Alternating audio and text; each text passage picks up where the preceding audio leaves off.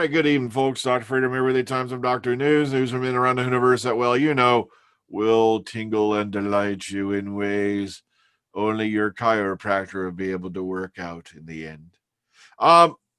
Yeah, the reason I'm popping up is there's been a lot of weirdness going on online once again. And what makes me die laughing is recently a member of a podcast, I won't give their name, went out of their way to announce one of their members saying, get ready for this. Have to take a break. I don't feel the same passion for the show as I once did, and I've been constantly attacked and yada, yada, yada. And I'm like, welcome to the club, A. B, if you're taking a break, why did you feel it necessary to announce to the planet when the show's not even on the air right now?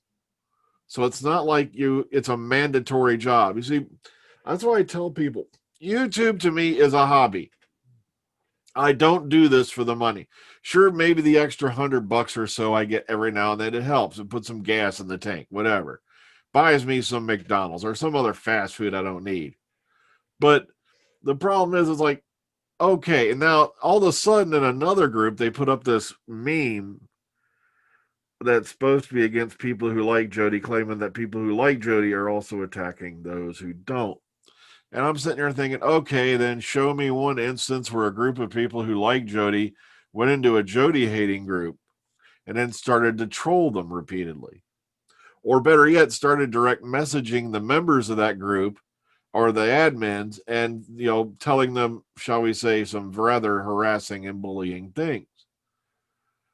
And you see where the spin control's happening here? It's not the NMD. It's not our fault. The Jodie people are attacking us. You see, it's just getting silly out there, ain't it?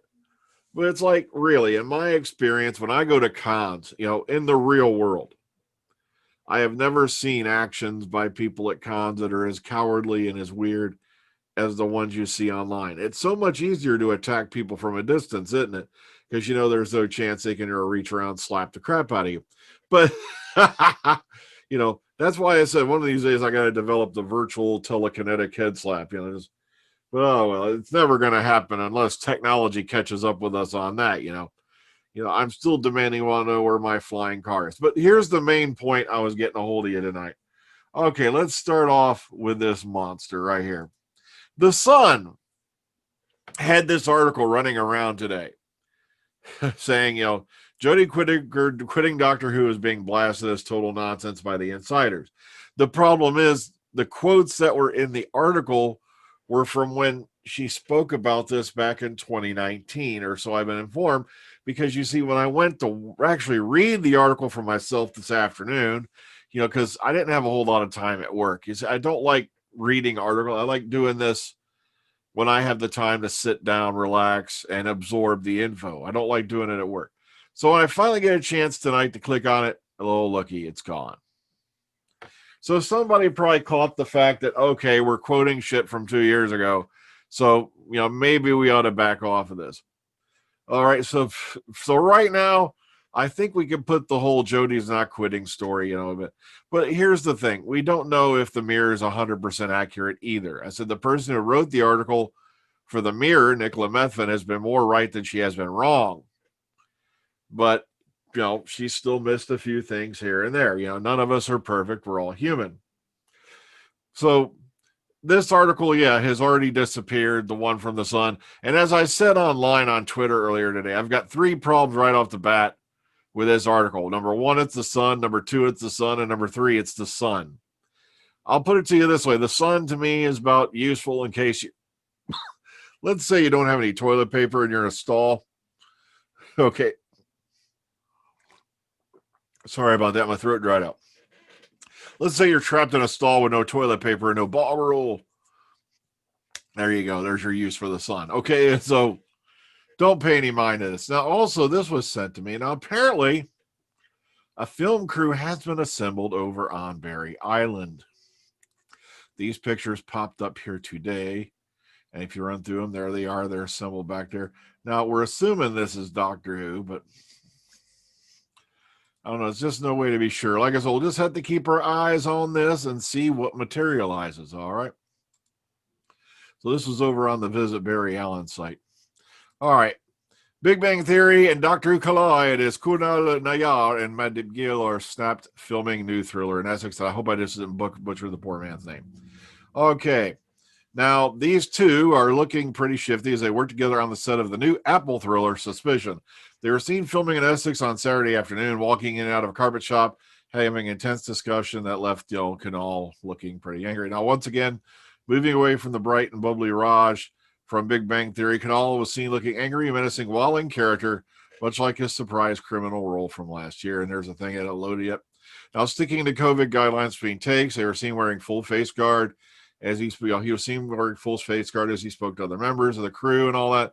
And the thing is, it's kind of nice to see, Mandip's doing some side projects and all that. But no, there's no sign she's leaving Doctor Who as yet. Okay, so don't go weird on me. Okay, ex-Doctor Who boss Russell T Davies, it's a Sin Star, wants this It's a Sin Star to be the new Doctor. And he's talking about Ollie Alexander. I believe this is the filler picture right here. I don't know. He's kind of like the junior baby face look. But then again, I said the same thing about Matt Smith. And he turned out to be pretty excellent. So, I don't know. What do you think? Should we let, oh my God, am I going crazy?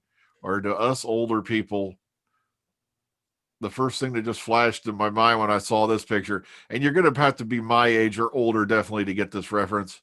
2 words, howdy doody. Okay.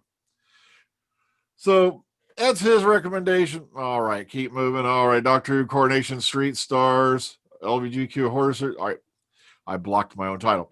Doctor Who Coronation Street stars in the new LGBTQ and horror series unveils its first new look trailer. And did that headline make any sense at all? No. But who they're referring to is Pearl Mackie and Lucy Fallon from Coronation Street are getting together in a movie. And here's some little bits from it, all that little pictures here and there and all that. So, it's nice to see, Pearl's, found some more, movie work and whatnot. She mainly prefers stage. That's why you don't see a whole lot of her these days. It's not that she just disappeared after Doctor Who. It's just she prefers stage performances. So nice to see, she too has gotten some stuff going on the side. All right, so what did we learn from today?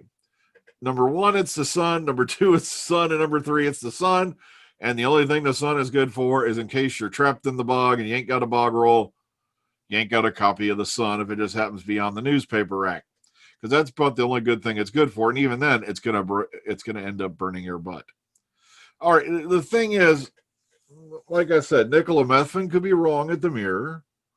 But the thing, the pattern, if it holds, would say, okay, Jodie's going to do 3 series and out. Now, a lot of people have been freaking out going, well, that means she's only get 30 episodes. It's like, well, that's the way the cookie crumbles. That's the way the ball bounces. It could be, she's saying, look, I'm out of here. Let somebody else take this abuse.